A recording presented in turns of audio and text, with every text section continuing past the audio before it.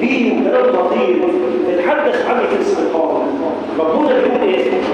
إن الذين قالوا ربنا الله ثم استقاموا قالوا هل وقفوا عند حد الكلام؟ فالكلام بضاعة البطالين، الكلام يحسنه كل الناس، أما الأعمال فلا يحسنها إلا الرجال. يبقى تقول وبعد كده ايه؟ انت تقول اشهد ان لا اله الا الله وان محمدا رسول الله، استقم عليه. فمن استقام، من قال لا اله الا الله عرف ان الله على كل شيء قدير، فلا يغش ولا يخون ولا يغدر ولا ياكل ميراث ولا يقطع الارحام. من قال اشهد ان لا اله الا الله يستقيم عليها فيصون العين عن النظرة الحرام، ويصون اللسان عن الكلمة الحرام، ويصون اليد أن تمتد إلى الحرام، ويصون الرجل أن تمشي إلى الحرام. الإمام الجنيد عندما كان في مكة وحان وقت الصلاة فقدموه بيصلي يعطوه إمام، فقال فليصلي غيري. شوف التواضع بتاع العلماء، فقدموه. فلما وقف في المحراب ونظر إلى الناس وقال استقيموا يرحمكم الله، كما في كتاب عوارف المعارف، فوضع على الأرض ماشيا عليه، قال لهم استقيموا يرحمكم الله، فوضع على الأرض ماشيا عليه. فلما فوقوه قلوا انت وقعت ليه؟ قال لهم عندما قلت لهم استقيموا يرحمكم الله فكأنني سمعت من يقول لي هل استقمت أنت مع الله حتى تأمر غيرك بالاستقامة؟ فما يظنش حد في نفسه الغرور اللي يصلي ركعتين او يقوم يصلي ببيت او يتصدق او يبني مسجد او يظن من حد ازاي. كل واحد فينا الا من رحم ربي بيفكر نفسه ابو بكر الصديق واللي جنبه اولاده. كلنا اصحاب خطا، كلنا اصحاب ذنوب ومعاصي، ولذلك الاستقامه تجعلك ما تحسيش، ما تبصش يعني في ايد غيرك. انا هذكر مثلا عشان الوقت. نعم ابن زائده، نعم ابن زائده ابوه توفى وهو صغير، فاللي ربته مين؟ امه كان اسمها زائده فنسب اليه. ابوه مات وهو صغير، امه اللي ربته، فسموه نعم ابن زائده. ربنا فتح عليه واداله واصبح واليا واميرا من الامراء، وسكن القصر وبقى عنده خدم وعنده عشق، وكان خطيبا بارعا يقف يخطب في الناس فبيجذب الناس بكلامه. ففي يوم كده بعد صلاه الجمعه نزل من على المنبر وصلي، مسك الميكروفون او قلم زمانه وقال ايها الناس اشهدكم واشهد الله اني اتخلق بخلق رسول الله. انا هتخلق واسير على سيره النبي. تربيه تزعل حد؟ واحد بيقول لك انا هقوم بالليل اصلي 100 ركعه، تزعل. واحد بيقول لك انا هبني جامع، تزعل منه. واحد بيقول لك انا هسبح 10,000 تسبيحه في اليوم، هقعد اصلي طول النهار على سيدنا النبي. الناس تزعل ليه؟ لكن في كل مجتمع تجد جماعه من السفهاء، في كل تجمع سبب، في كل بلد، في كل زمن بتجد مجموعه من السفهاء. ده ايام النبي صلى الله عليه وسلم نفسه قالوا ما ولاهم عن قبلتهم التي كانوا عليها، سيكون السفهاء من الناس. من إبدا دماء ربنا بتاع ربنا، فقال له يا رسول الله قل لهم ايه؟ لله المشرق والمغرب، اي حته تولي فيها وجهك لله سبحانه وتعالى. فالسفهاء في كل مكان موجودين. فقاموا قايلين مجموعه من السفهاء 100 واحد قالوا احنا هنخلي نعم ابن زائده يقع في اليمين بتاعه، هو اللي هيبقى حلو في البلد كلها واحنا اللي وحشين.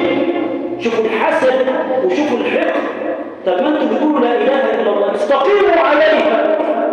لكن شوفوا الانحراف، فقاموا قايمين فجابوا واحد منهم قالوا له عايزينك توقع معني في اليمين بتاعه. ازاي نتخلق بخلق رسول الله عليه وسلم؟ طب هتجعلوا لي ايه؟ قالوا هنديك جايزه على 100 واحد، هنجمع من كل واحد جبل ناقه وهنديها، هيبقى معاك 100 جبل 100 ناقه، الراجل هيخدمني في لحظه. قال لهم هخلي معنى ده يكتم على وشه، وقال لهم ابعتوا خروف، ذبحوا خروف ولطخ ثيابه بالخروف ده بالدم بتاعه، ودخل على معني في قصره، هدومه بتلقع دم، ودخل على القصر بتاعه في اوضه مع، تستنى الخدم قال لهم في اوضه مع، وقام زايع عليه الباب ودخل ومع جنبه على السرير. فبعد ما يلتفت، طب تخيل لو حد بيعمل معاك كده دخل بيتك من غير اذن هتعمل فيه ايه؟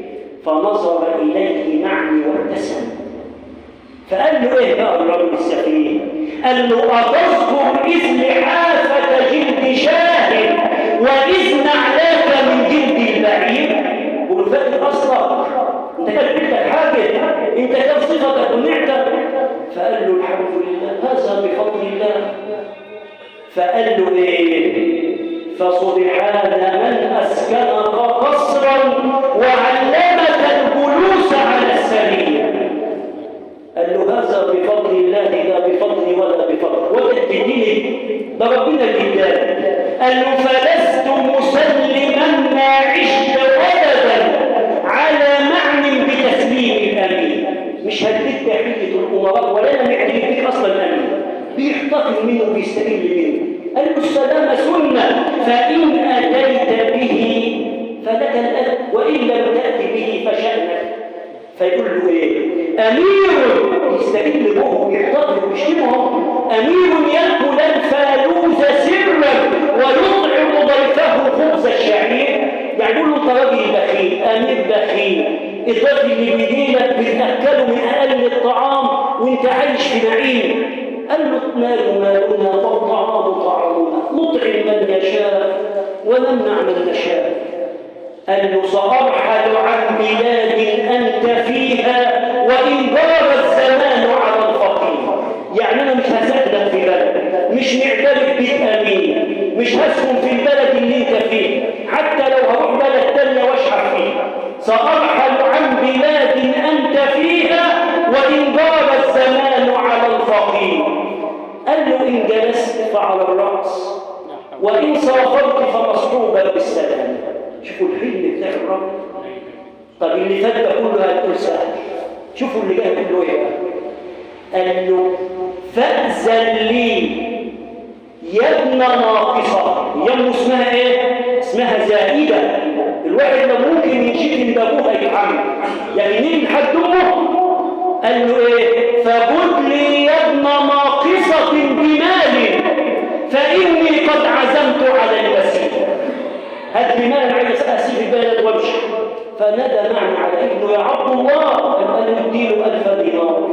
اداله 1000، فمسك ال1000 كده في ايده قال له قليل ما اتيت به واني لاطمع منك بالمال الكثير. انا عايز تاخد. قال له يا عبد الله هات له 2000. فابنه اتعجب قال له يا رب بقى جايب 100 واحد ويستهزأ بك ويعمل اللي يعمله كده وتديله 2000. قال له يا ولدي 1000 لأنه سأله، والثاني لأن الله صبرني عليه. فخد ال2000 كده قعد يعد 1000 1000 ونص وصل 2000. قال له خده بمعنى قال له ليه؟ طلبت 1000 3 جنيه شتمتنا وسكتنا، عايز ايه؟ قال له خده ازاي؟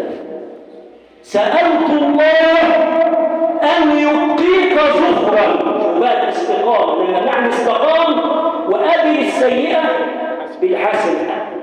واحد يشتمها انت ما تردش عليه، ما هو احسن حاجه للسفيه ايه؟ ان ما تردش عليه.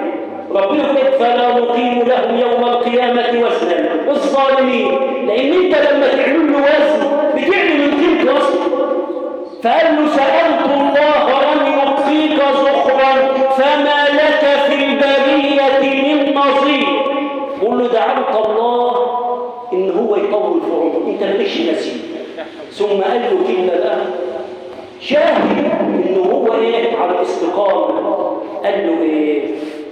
قال له إذا كانت هذه أخلاق رجل من أمة الحبيب محمد فكيف بخلق الحبيب محمد؟ لما ده راجل يتشبه بخلق النبي محمد بيستقيم على لا إله إلا الله محمد رسول الله، فكيف كان خلق النبي صلى الله عليه وسلم؟ نشوف خلق النبي المغرب طيب شوف خلق النبي صلى الله عليه وسلم. وضع له السم في الطعام وعفا. خلي واحد بيسمه كده في ذراع الشام ويعفو. تخيل خنقه عقبة بن أبي معين وجاء أبو بكر فدفعه ويقول أتقتلون رجلا يقول ربي الله وعفا. سحر وعفى عن لبيد بن الأعصم الذي صحبه. وأخلاق النبي مين فينا بيتحمل كده؟ إذا إن الذين قالوا ربنا الله ثم استقاموا لم يقفوا عند حد الكلام وإنما استقاموا على لا إله إلا الله محمد رسول الله. وفي النهاية أقول لهذا المتوفى وقل لأهله إذا نزلت بكل دار ساعة. لو أهلي متوفى وأبنائه نزلوا في كل دار كده يسألوا إذا نزلت بكل دار ساعة وسمعت من كل امرئ شكواه لعلمت أنك في النعيم مقربا.